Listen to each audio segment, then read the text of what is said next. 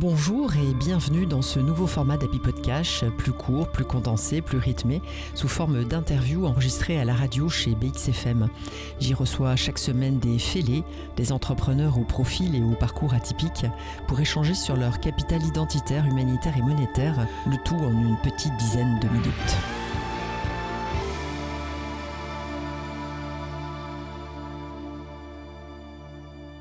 Et aujourd'hui, j'ai l'immense plaisir d'accueillir Michel Godard, auteur, producteur, animateur, formateur, diffuseur de podcasts depuis 15 ans. Il fait partie des âmes blessées dont les fêlures laissent passer la lumière et qui ont choisi la voie héroïque pour lancer des projets sociaux et sociétaux ambitieux où l'argent devient l'art d'être avec les gens. Bonjour Michel. Bonjour Valérie, tu vas me faire rougir dès le départ.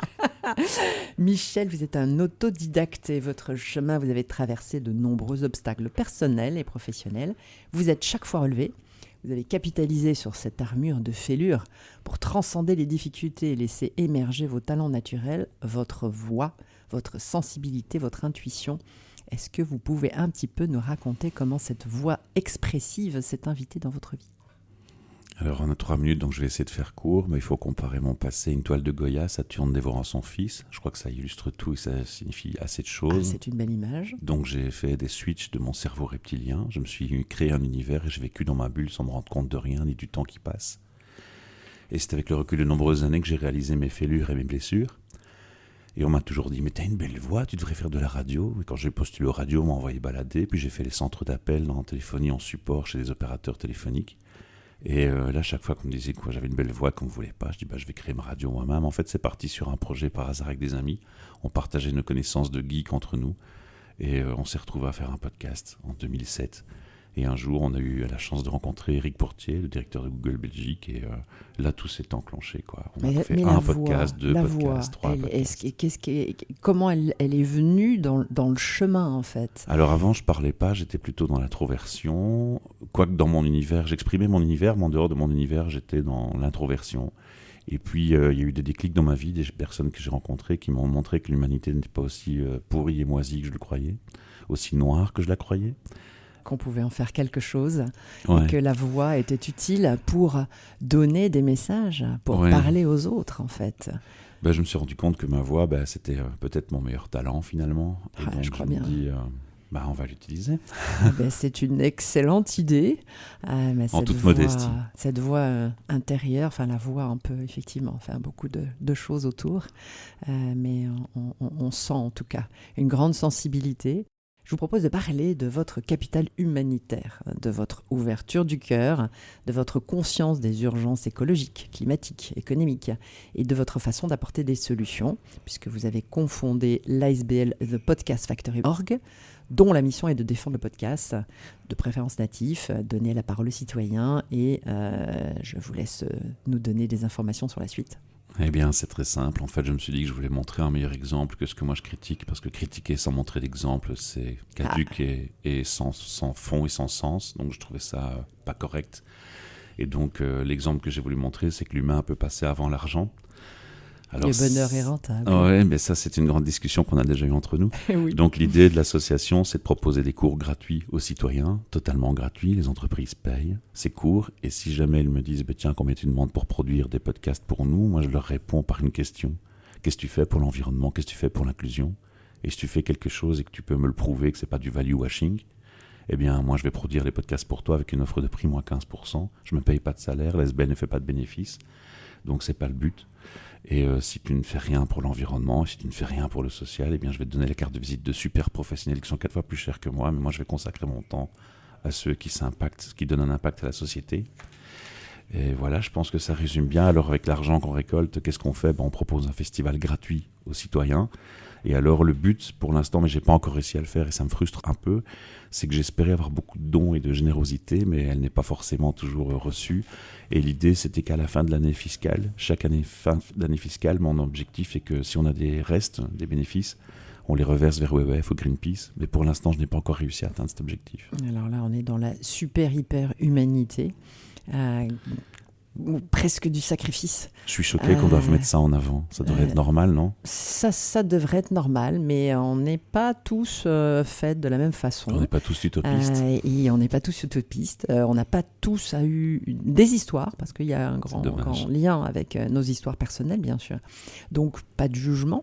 Faisons déjà ce que nous voulons voir dans le monde. Et quand je dis non aux gens, je ne juge pas. Je leur dis d'ailleurs, je ne les juge pas. Bien sûr. Simplement, ils ont fait un choix, je fais un autre choix. Exactement. Un très très beau choix humanitaire, puisqu'on y trouve de la RSE, on y trouve de l'inclusion, on y trouve bien sûr des valeurs de transformation de la société et du monde, quoi. On dit ESG maintenant, c'est écologie, sociale et gouvernance. Moi je suis française, donc moi aussi, à moitié. En France, on parle aussi encore beaucoup de RSE. De CSR et de CSR. Excusez-moi alors. Non, t'inquiète pas. Non, c'est pas mon propos. En tout cas, les valeurs qui sont derrière sont les mêmes. On remet simplement un petit peu de vocabulaire différent pour faire un peu plus moderne. On met surtout chez nous l'humain avant l'argent. Et quand tu dis bonheur rentable et le gain et l'argent, ces discussions qu'on a eues, je suis pas vraiment là-dedans. Moi, je suis vraiment plutôt dans l'humain avant l'argent. L'argent n'a aucune importance à mes yeux. Le bonheur est rentable, c'est-à-dire que l'énergie de l'argent vient à toi quand tu es dans ton bonheur et que tu mets du sens dans ce que tu fais et non pas une énergie monétaire.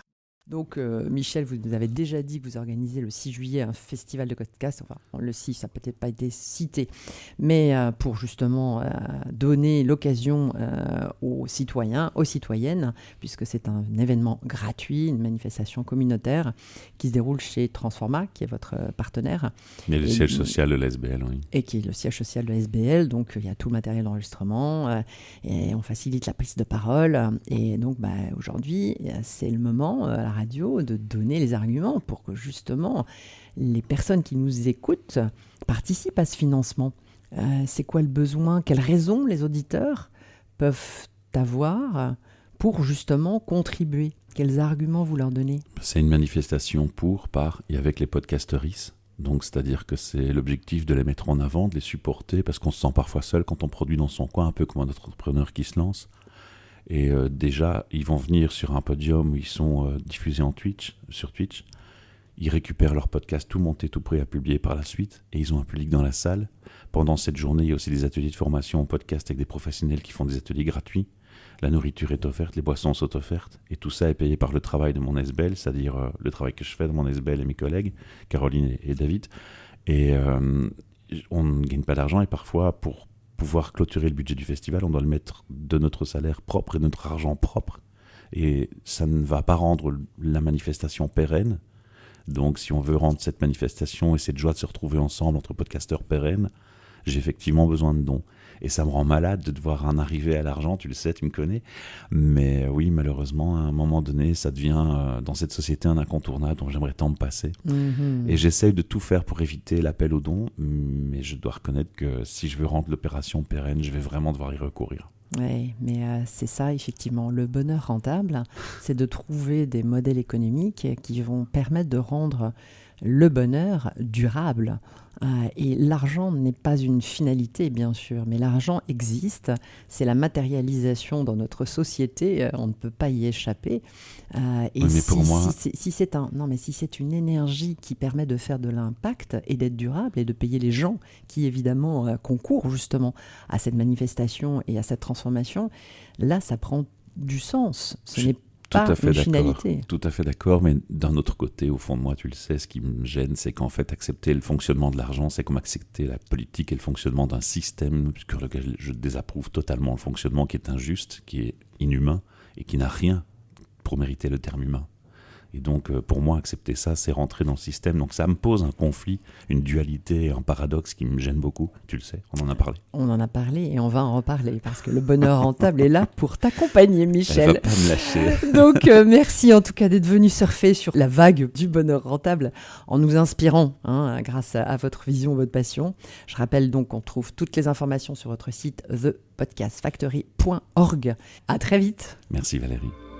Je suis Valérie Delande, créatrice et animatrice du concept de bonheur rentable et je vous donne rendez-vous chaque semaine avec un nouveau fêlé. Vous pouvez également retrouver les chroniques du bonheur rentable en podcast sur le site de BXFM.